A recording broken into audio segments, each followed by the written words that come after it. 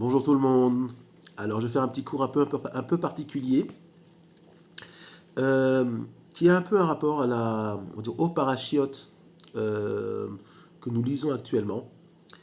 Donc Beshem Yichud Kusha Birich ou Oshente, comme on dit, au nom du Tout-Puissant. On va essayer de faire un cours et d'éclaircir certaines notions très importantes sur ce que c'est la Vodazara, pourquoi on a traité à Israël depuis 2000 ans dans le monde chrétien de tueurs de Dieu, et ils ont raison. Et vous allez voir, on va sourire, et évidemment, on va comprendre la source. Et on sait pas, en fait, on n'est pas des tueurs de Dieu depuis 2000 ans, on l'est depuis bien plus longtemps. Évidemment, je souris puisque c'est de l'humour. Peut-on tuer Dieu? C'est la vraie question. Alors, les imbéciles du monde qui ont cru ça, qui croient à ça, déjà vous avez un problème. Pourquoi? Parce que si Dieu est Dieu, est-ce qu'on peut le tuer? Absolument pas. Est-ce que Dieu peut se faire chair? Absolument pas. L'infini, ok, ne peut pas se réduire à l'homme, ne peut pas se réduire à la matière. Alors pourquoi, malgré tout, dans une partie de la population mondiale, on va dire, euh, on est arrivé à ces croyances-là, ces croyances païennes, par laquelle l'homme aurait pu éventuellement se faire chair.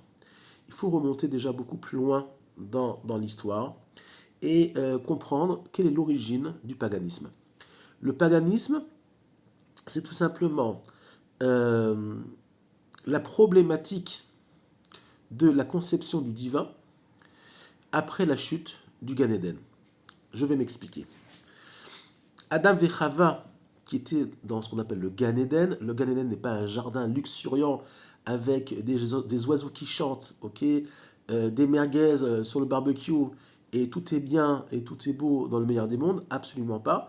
Le Gan Eden est un niveau spirituel très élevé, une conscience extrêmement élevée. D'ailleurs, Adam Arishon, le premier homme, a été créé conscience. Okay, il était le monde entier, il était toute la création, puisque dans l'essence même de la création, avant même que l'homme soit matérialisé, donc Adam et Chava soient matérialisés de chair et de sang, ils sont passés de Kutnat Or avec un Aleph à Kutnat Or avec un Ain, donc d'habits de lumière à d'habits de peau. Ils étaient tout simplement le monde. Quand Dieu a créé le monde, Adam et Chava étaient le monde dans le sens où eux-mêmes étaient faits, spirituellement pour le moment en tout cas, de toute la conscience du monde. Ils étaient, si on peut dire ainsi, toutes les plantes du monde, tous les animaux du monde. Je parle de la source, je ne parle pas des animaux qui font roux et blablabla, d'accord. Je parle de la source spirituelle de ce que vont devenir les animaux. Pardon, je suis un peu malade, donc je m'excuse, je vais tousser un petit peu lors du cours. Mais je me suis réveillé au milieu de la nuit, il est 3 heures du matin, et j'ai senti qu'il fallait que je fasse ce cours-là, je ne sais pas pourquoi. On verra bien. Voilà. Donc, si vous voulez, euh,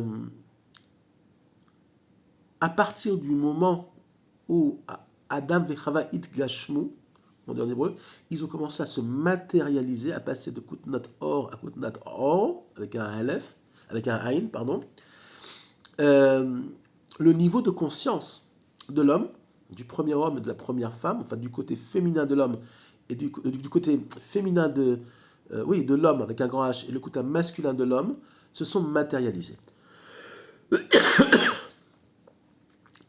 Tant que Adam et Chava étaient vivants, il y avait un témoignage. Adam et Chava ont connu ce niveau-là. Donc ils ont pu témoigner. Ils ont enseigné une sagesse, une Torah, qu'on appelait Torah à l'époque, mais qui était la Torah du Gan Eden. Tant qu'ils étaient vivants, à savoir Adam avec une 930 ans, euh, il y avait un témoignage. Mais comme toute chose, avec le temps étant, si on peut dire comme ça, les choses se sont diluées. D'ailleurs, on voit bien, malheureusement, dans notre génération avec la Shoah. La Shoah a eu lieu il n'y a que 80 ans, d'accord.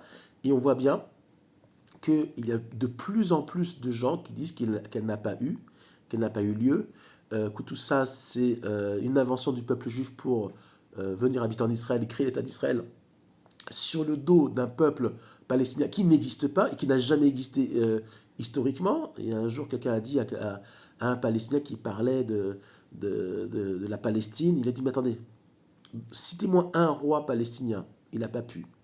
Ok. Arafat, il est né au Caire, le plus grand leader de la cause palestinienne. Il n'est même pas né en Eretz Israël, il est né au Caire. Donc on est dans l'absurde là où on regarde. Mais l'absurdité du monde ne commence pas en 48, ni en 1930. Elle commence déjà après, on va dire, la mort, mais peut-être même bien avant, puisque Caïn a déjà tué Abel, puisque les deux premières créatures qui ne sont pas, euh, comment dire, qui ne sont pas nées au Gan Eden, Caïn va tuer Abel. Donc déjà, le monde commence du pied gauche, comme on dit. Donc quelle va être la problématique du monde?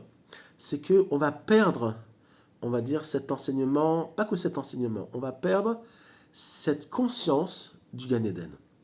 À savoir que l'homme, par frustration, okay, donc les descendants de l'humanité, les descendants d'Adam et Chava, vont avoir une frustration, si on peut dire comme ça, de ne pas avoir connu cette conscience spirituelle qui s'appelle Gan Eden, où le monde était extrêmement adin. Eden, ça vient du mot adin, quelque chose de très fin, de très subtil, de très doux, et de très paisible. Et par frustration, on commençait non pas à ne pas croire en Dieu, pas du tout, mais à servir des intermédiaires, à savoir le soleil, les étoiles, les planètes, la nature, puisque c'était des créations, puisque par exemple le soleil est une création d'Hachem, de Dieu, et une des créations les plus puissantes, on peut dire, à notre niveau, ils ont commencé à servir certains peuples, comme les Mayas par exemple, mais c'était bien avant les Mayas évidemment, le culte du soleil, entre autres. Voilà. Donc ils ont commencé à non pas à ne pas croire en Dieu, mais ils avaient besoin d'intermédiaires, donc ils ont commencé à prier et à croire on va dire, dans la surpuissance de ce qui était sur leur tête, à savoir le soleil et les étoiles. C'est pour ça que dans la Torah, on les appelle les Ovdei Kochavim, on les appelle Akum. Ce sont ceux qui prient les étoiles, ceux qui prient les astres. Au début, ils savaient très bien que les astres n'étaient pas Dieu, mais qu'ils sont source de vie, effectivement, par rapport au petit monde, à la petite planète sur laquelle on vit. Donc ça leur suffisait. Et plus ça s'est dilué, d'accord, moins l'homme, si on peut dire comme ça, a cru en Dieu. Jusqu'à l'époque du déluge, où on est arrivé à une situation extrêmement problématique. C'est pas une paracha, c'est pas un cours sur Noé, sur la paracha de Noach, mais Dieu a été obligé quand même de faire une sélection très dure et a dû supprimer pas une partie, 99% de l'humanité, voire plus. On arrive directement à la génération de Nimrod et de Abraham et de Terach, donc Terach, le père d'Abraham, qui avait le plus grand supermarché d'idoles au Moyen-Orient, donc au monde, puisque le berceau de l'humanité, c'était le Moyen-Orient, ce qu'on appelle la Mésopotamie. Abraham, on va dire, est une nécessité qui a été mise en place par Hachem dans le monde pour rééquilibrer ces mauvaises tendances qu'on appelle le paganisme. Quel est le premier déicide, si on peut dire comme ça, de l'histoire? C'est Abraham. Qu'est-ce qu'il a fait? Il a cassé toutes les idoles de son père. Il a été dans le magasin de son père, il a commencé à tout casser, et il en a laissé une. Son père est arrivé, il dit, mais qu'est-ce qui s'est passé? Toutes les idoles sont cassées, c'était que des idoles en bois, etc. Il dit, je ne sais pas, moi, regarde, c'est lui, apparemment, il les a. Donc c'est la dernière statue qui restait, il a dit, c'est lui qui a tout cassé, c'est le dieu le plus fort. Il dit, mais c'est pas possible, c'est un morceau de bois. Et là, Terrar s'est rendu compte de l'absurdité, ok, dans laquelle il vivait, lui et ses congénères à cette époque-là. À savoir qu'Abraham a fait prendre conscience à son père que finalement, ce n'était que des morceaux de bois et que le culte des idoles était quelque chose d'absurde et de ridicule. Donc le premier tueur de Dieu, le premier tueur d'idoles, c'est Abraham. Avec la naissance de Yaakov, et là on va plus toucher à la paracha, avec la naissance de Yaakov, non pas la paracha directement, mais le principe, on va toucher à quelque chose de beaucoup plus fort et de beaucoup plus compliqué.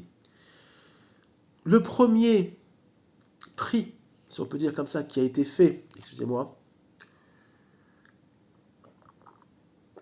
je bois chaud pour me maintenir, parce que ma gorge me fait mal.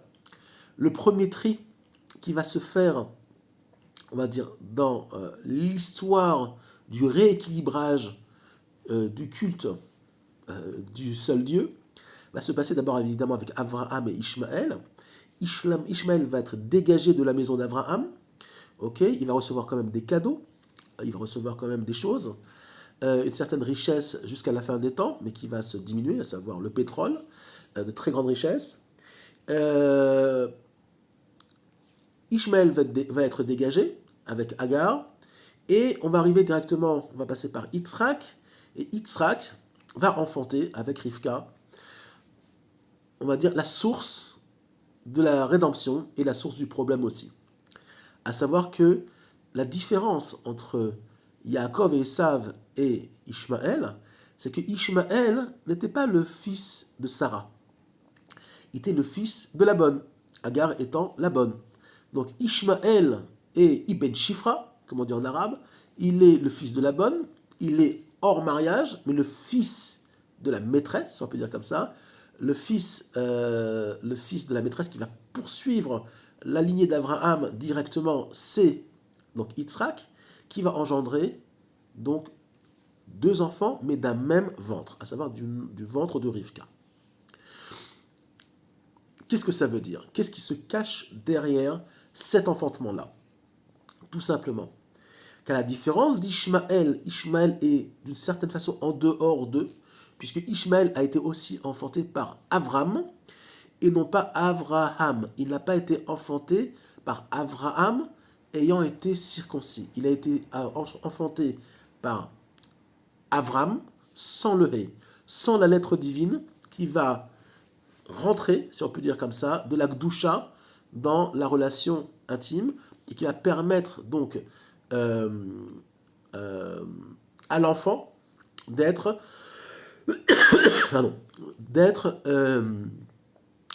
j'aime pas ce mot-là, mais sanctifié, si on peut dire comme ça, et être dans la gdoucha dès sa naissance. Ishmaël donc est le fruit d'une relation sans Brit Mila. Par contre, Esav, oui.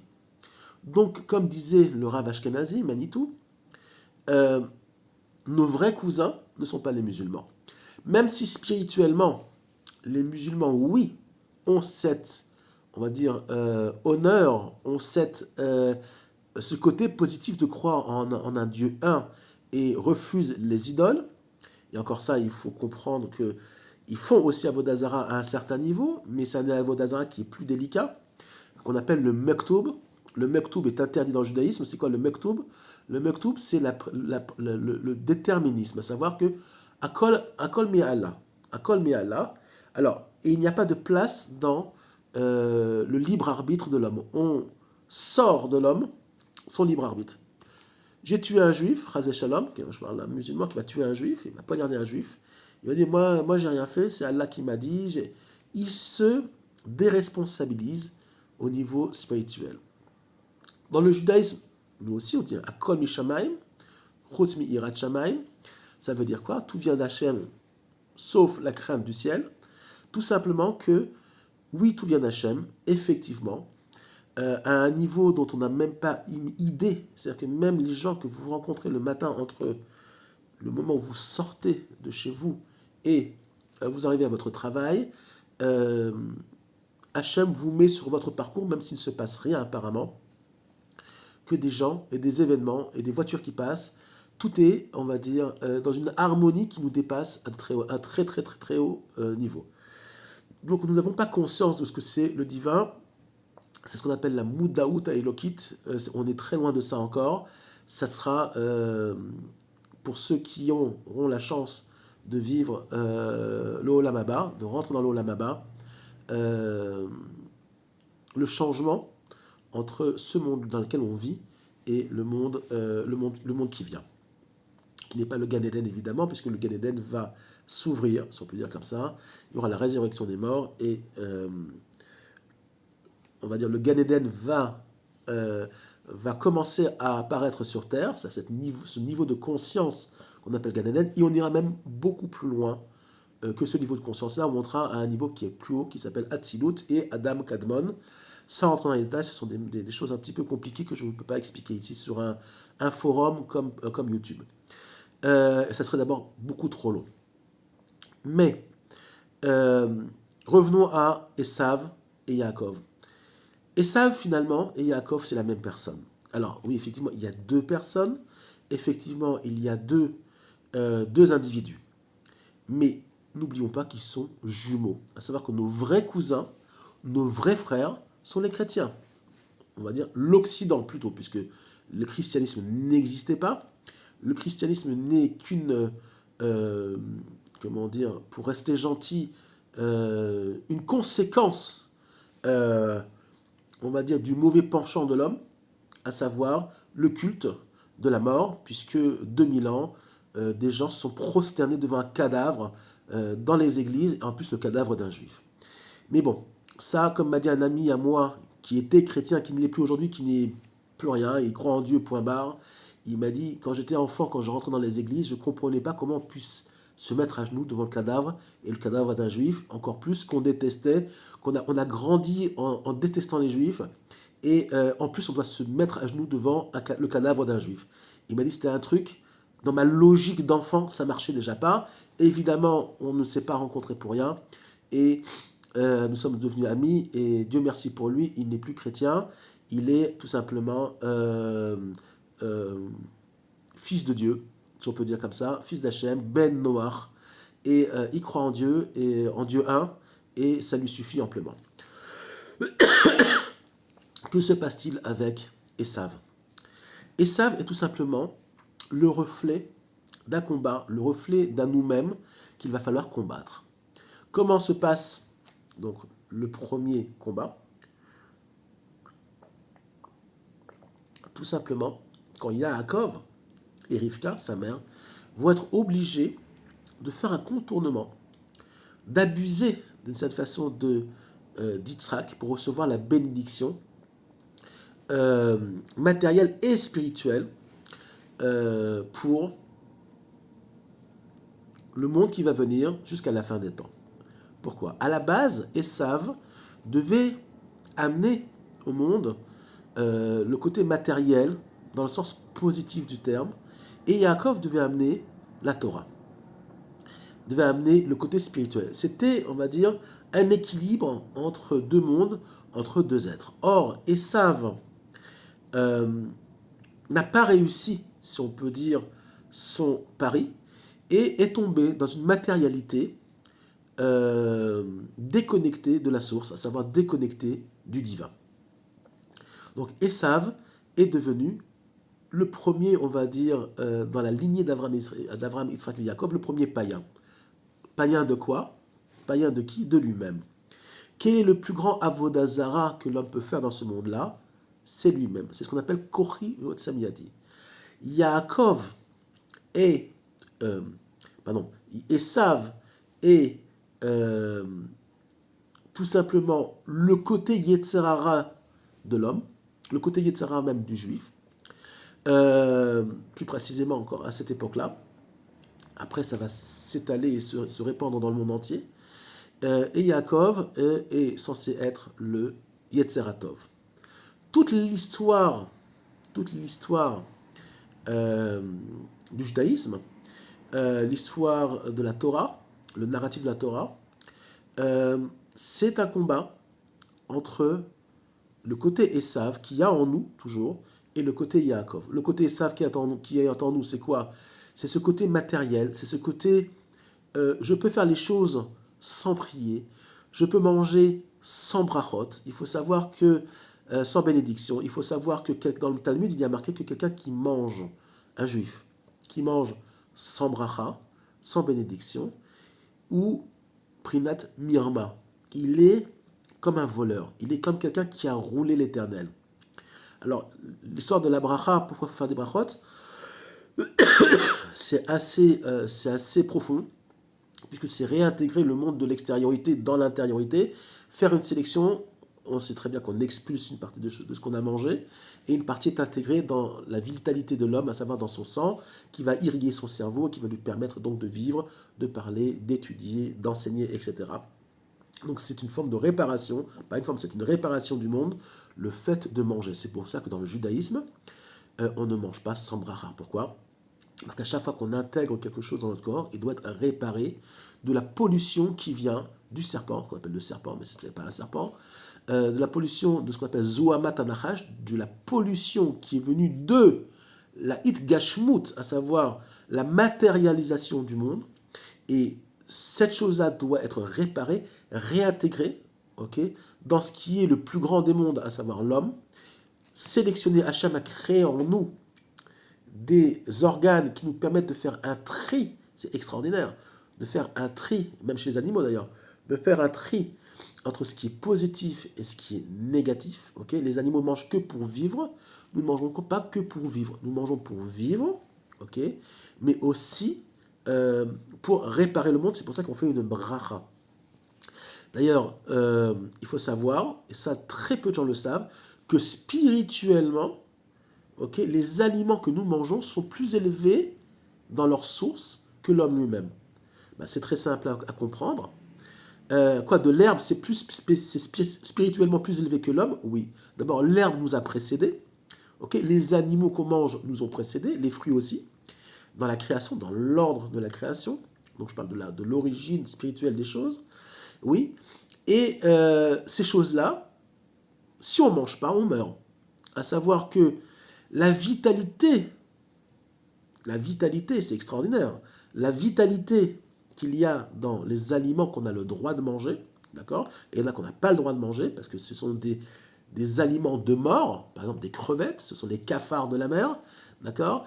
Il y a des animaux qu'on n'a pas le droit de manger non plus, pas que des crustacés, sont là pour nous donner de la vitalité, en tout cas pour 120 ans. Puisqu'à un moment donné, pour le moment en tout cas, on est obligé encore de mourir. À moins qu'il y ait Triatamétim demain matin, je ne sais pas.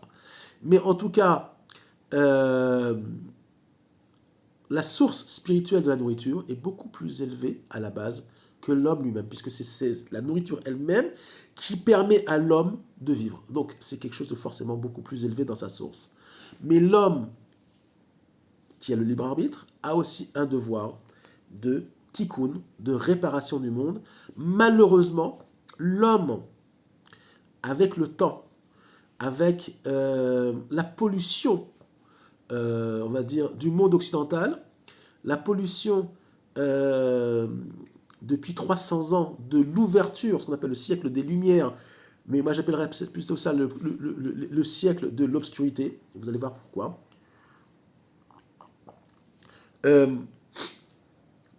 L'homme s'est détérioré au niveau de son travail divin.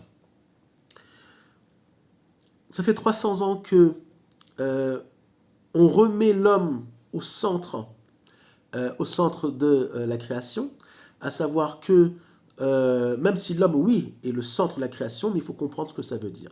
À savoir que jusqu'à 200 ou 300 ans, ça venait à personne, même chez les chrétiens, même chez les Africains les plus paganistes du fin fond de l'Afrique et les païens les plus grands païens de l'histoire au fin fond de la jungle amazonienne, qu'il n'y a pas une force supérieure qui a créé le monde. Après, chacun avec ses déviations, chacun avec ses problèmes, chacun avec son incompréhension, okay, son incompréhension du divin, mais chacun croit, en tout cas, même chez les bouddhistes, qu'il y a une force. Alors chacun va appeler ça différemment.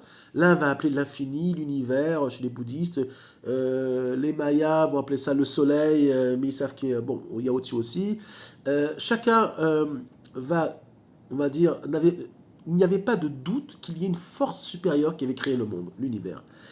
À partir du moment où les sciences, et pour le bien de l'humanité, ont commencé à se développer très rapidement, alors, tout a un bien. Évidemment, on ne crache pas dans la soupe, on ne dit pas que les sciences, c'est pas bien. Je ne suis pas du tout dans ce mood-là, très loin de là. Si Hachem a amené les sciences dans le monde, c'est que il y a de bonnes raisons. Ça a fait avancer le monde. Mais d'un autre côté, on est toujours dans le combat, encore plus difficile aujourd'hui, de l'homme avec lui-même, avec ses croyances. Il y a des gens, mais de moins en moins, dans le monde de la science, puisque le monde de la science est en train de faire tchouva, il faut le savoir, que les plus grands physiciens quantiques de notre génération, je parle d'aujourd'hui en 2022, d'accord, croient en Dieu. Ok. Le dernier dinosaure des grands physiciens du monde qui ne croyaient pas en Dieu est mort. C'était Stephen Hawking, qui disait il n'y a pas de Dieu, Dieu n'existe pas. Par contre, tous ces élèves et tous ceux, on ne dit pas tous, mais on va dire une très grande partie aujourd'hui des physiciens quantiques, disent bien évidemment que Dieu existe. Il n'y a pas de doute, que ce soit en France, aux États-Unis ou ailleurs. D'ailleurs, aux États-Unis, il y a un très grand physicien qui est d'origine japonaise, qui enseigne dans les plus grandes universités de Yale et d'ailleurs, vous dira, mais c'est une évidence que Dieu existe. Après, ça dépend comment on le comprend, mais c'est clair qu'il y a une source intelligente, si on peut dire comme ça, une source de vie qui dépasse évidemment le monde. Maintenant, le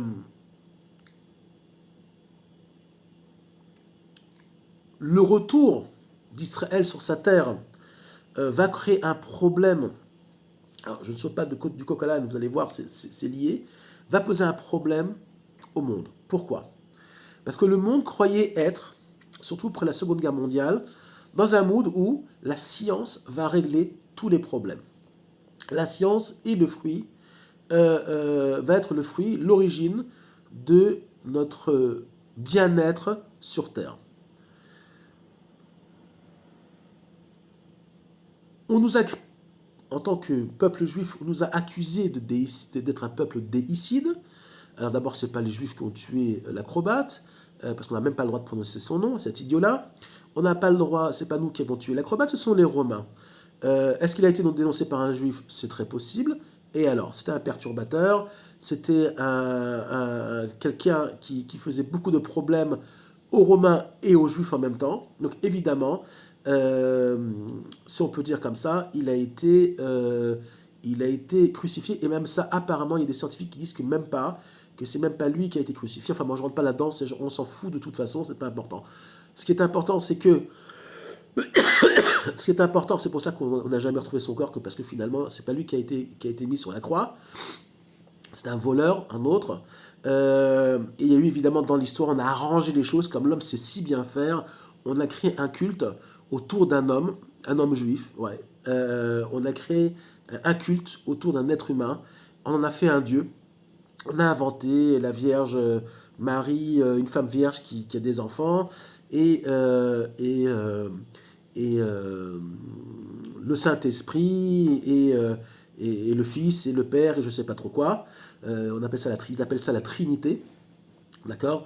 Évidemment, on n'est plus dans le 1, puisque nous, on croit dans le 1, et encore pas dans le 1 numéro 1, dans le 1 dans l'absolu. Dieu, on ne sait même pas ce que c'est dans le judaïsme. On connaît ces expressions, on sait comment Dieu s'exprime dans le monde, entre autres par ses noms, au pluriel, mais Dieu n'a pas de nom. Dieu n'a pas de nom, il faut le savoir. Il a des noms, si on peut dire comme ça, mais ces noms-là ne sont pas une définition. Parce qu'à partir du moment où on définit, même en français, ça veut dire fini, on réduit. D'accord? Comme en hébreu, lehagdir, en hébreu c'est définir, on met une gadère, on met une barrière autour de la chose. Donc quand on définit une chose, c'est forcément une chose qui est dans ce monde-là, puisque ce monde-là, apparemment, en tout cas matériellement, il est fini. Okay, ce boîtier-là, il est défini. Il a ses limites, il a une taille, il a une profondeur, il a tout ce que vous voulez. Donc Dieu n'est pas à ce niveau-là, évidemment. Dieu est infini. Or, nous, en tant que créatures, on ne peut pas comprendre l'infini, puisque nous sommes nous-mêmes des êtres finis, avec une étincelle de divin en nous, certes, mais au niveau de nos capacités à comprendre, nous restons des êtres finis. On peut s'élever très haut spirituellement, mais nous restons toujours dans la compréhension et l'accessibilité, si on peut dire comme ça, des expressions du divin dans le monde et non pas Dieu lui-même, jamais. Même dans le monde futur, même quand quelqu'un meurt, on ne voit jamais Dieu. Ça n'existe pas dans le judaïsme. Ce sont des fantasmes de l'homme. Pourquoi? Parce que l'homme est un mouton. L'homme a besoin de points de repère. Voilà. Donc, comme l'humanité a eu besoin de points de repère au pluriel durant l'histoire, le paganisme, euh, euh, malheureusement, est très vite arrivé dans le monde et a amené surtout beaucoup de catastrophes. Et je vais bientôt finir. Je ne vais pas faire un cours trop long parce que je sais que les gens n'ont pas toujours le temps de regarder, mais prenez encore quelques minutes. La problématique aujourd'hui, c'est donc le retour, comme je dis à un moment donné, vous allez me dire, mais de quoi il parle? Du retour d'Israël sur sa terre. Pourquoi? Parce que même les dernières bribes de la croyance chrétienne que Israël, après tout, avait été puni parce qu'ils avaient tué Dieu, d'accord, déjà dans une imbécilité ésotérique mais monumentale, bon, disons que, ils ont cru en ça, d'accord, mais finalement, le juif errant est revenu sur sa terre. Le retour d'Israël sur sa terre est un événement cosmique, est un événement non pas d'une volonté d'un groupe d'individus, qu'on pouvait appeler les sionistes, les mystiques, chacun suivant son sionisme et sa connexion à la terre, sont revenus, il y en a qui arrivent ici, ils ne savent même pas pourquoi ils viennent en Israël, donc ils tombent ici, ils ne savent même pas pourquoi, ça les a attirés, ils sont revenus tout seuls, ils ne savent même pas pourquoi, tout simplement, tac, ils sont arrivés ici, il y a même des non-juifs qui se convertissent après, qui arrivent en Israël, j'en connais plein, qui mettent le pied ici, pour les vacances, et finalement, paf, une étincelle, donc évidemment, c'est pas pour rien que Hachem les a fait venir ici, ils mettent le pied sur la terre d'Israël, paf, waouh, c'est chez moi ici, et pourtant, je vous garantis, Tel Aviv, c'est pas une belle ville, d'accord, l'aéroport de Ben Gurion, il n'y a rien de mystique, d'accord, pourtant, il y a beaucoup de lumière, et il y a beaucoup, si on sait regarder, si on sait changer son cœur de pierre en cœur de chair, tout de suite, on peut ressentir quelque chose de particulier en Israël, quelle que soit la religion dans laquelle vous êtes coincé. Voilà. Puisque les religions sont des endroits où on est coincé. La Torah n'est pas une religion, c'est un cours en soi, mais puisque Israël définit trois choses, la Torah, la terre et le peuple. Torah Israël, Am Israël, Eretz Israël. Il n'y a pas de terre sans peuple, il n'y a pas de peuple sans terre, et il n'y a pas de peuple, en principe, sans Torah. Donc les juifs qui ne sont pas dans la Torah, malheureusement pour eux, ne font pas encore leur tikkun, ne font pas encore leur réparation. On leur souhaite bon chemin, bonne route, très bientôt si Dieu veut, parce qu'il ne reste plus beaucoup de temps pour réparer ce qu'il y a à réparer. Et ne ratez pas le dernier train qui est déjà parti de la gare. Il roule encore pas trop vite. On peut courir derrière le dernier wagon, mais il faut monter dedans, sinon ça va être très compliqué pour vous. Voilà. Que vous soyez en Israël ou que vous soyez surtout en dehors de la terre d'Israël. Donc, que se passe-t-il avec la recréation du royaume de Judée, à savoir ce qu'on pour le moment on appelle l'État d'Israël, qui n'est pas encore ce qu'il devrait être? C'est tout simplement que ce mythe du juif errant, ce mythe du juif tueur de Dieu, finalement, c'est pas juste, puisqu'il n'a pas été maudit. Puisqu'Israël, en 70 ans, a fait plus que beaucoup d'autres pays au monde en 300 ans, et qu'il y a une très grande bracha, une très grande bénédiction, malgré toutes les difficultés.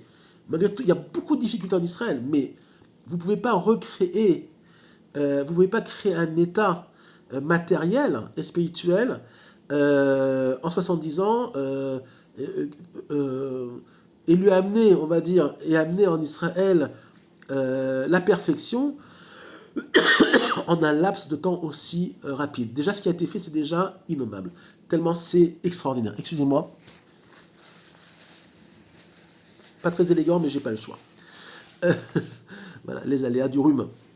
Et donc, on est confronté au monde qui comprend très bien, notamment l'ONU, que nous sommes un problème pour eux. Pourquoi? Quel est le nouveau paganisme du monde?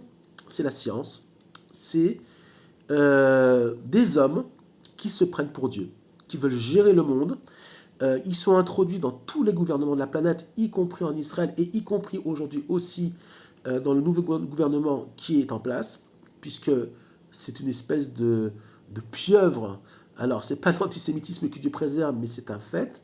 Il y a des hommes qui ont créé, on va dire, un agenda pour le monde par lequel il va falloir mettre les êtres humains au pas de la science et de pouvoir régler aussi bien la population au niveau de, de son évolution au niveau des chiffres, au niveau de la pollution, etc. Donc ils sont même prêts à liquider s'il faut.